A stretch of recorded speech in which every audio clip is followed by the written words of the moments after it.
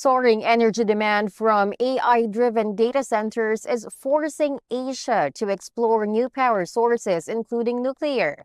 With Google and Amazon backing small modular reactors, what could this mean for the region? Joining us to explain this are Dustin Kehoe from Global Data and Abhishek Srivastava from Arthur D. Little, Southeast Asia. So, jumping right into our topic, what role could nuclear power play in powering Asia's data centers? In terms of nuclear power, I think the ability to use nuclear power for data centers is much more dependent on the country's ability to have nuclear power. And there we see that the advanced countries in Asia, which already have nuclear power in place, can support the upcoming growth of data centers with nuclear, whereas others, such as Indonesia, Malaysia, would have to be lagging behind. In terms of the countries that would develop it fast, would be China, South Korea, and Japan, and to some extent India. That's the role we anticipate how it will play out. It's not because nuclear is difficult, it's because there are geopolitical constraints regarding nuclear. That's how the market is expected to evolve. From my side, yeah, I would agree with Abhishek, but keep in mind there are 20 countries that are also looking at this option, and there are small nuclear reactors already in discussion in the US, for example. They give you very high energy density. So when we talk about high performance compute, that kind of solves a lot of problems because you get a lot of power to servers and to run those AI ML workloads. They have a very low CO2 footprint, not invisible, but a very low one.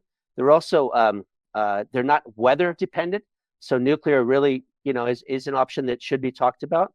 It's reliable, it scales, and of course, I agree with some of the challenges. But if we're trying to be carbon neutral and we are trying to achieve these lofty ambitions that we must achieve as a planet, we have to look at all options at the table and not rule anything out. That's the wise thing to do in data centers, especially as we're moving to from kilowatt to megawatt and megawatt to kilowatt, and we're really building out scaled out facilities all over the world, including Asia. What challenges would Asian telecom firms face when it comes to integrating sustainable energy solutions? Well, if there's quite a few. I mean, the sustainable energy solutions generally are weather dependent, as I mentioned.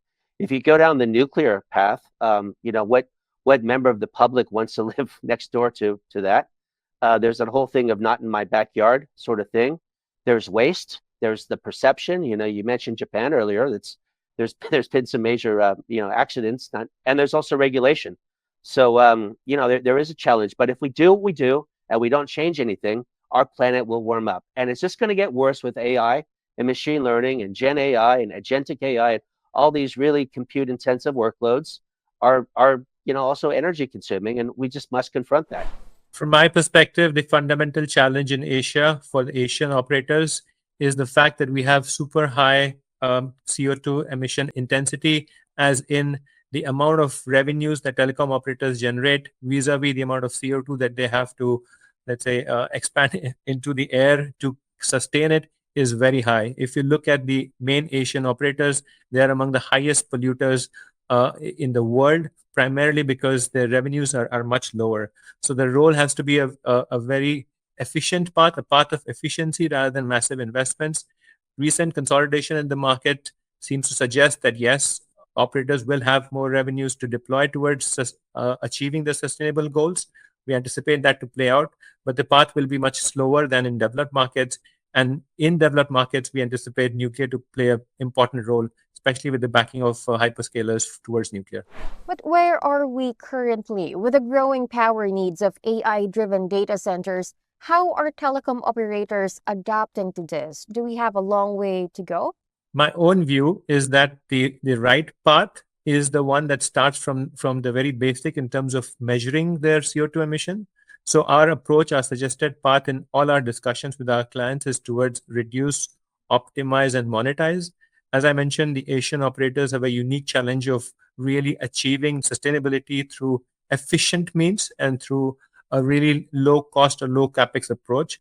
So we believe that through a careful reduction in terms of diversifying their energy sources, optimizing them, as well as by monetizing it, as in operators entering this area first, try to use the learning and then monetize these solutions, is the path forward. We have seen some of that played out nicely in case of developed economies like Japan and in China, and we anticipate developing countries in Asia to play catch up similarly. What you've seen with maybe telco 1.0 with regard to data centers is most telcos have sold their data centers, and these were really very inefficient kilowatt sort of facilities.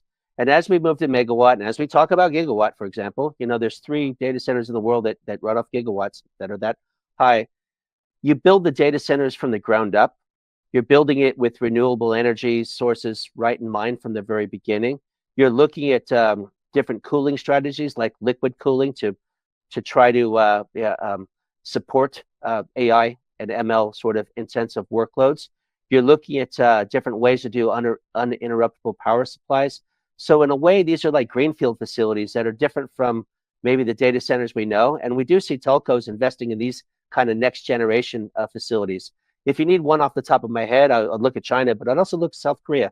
SK Telecom, for example, is really big in building these next gen AI DCs.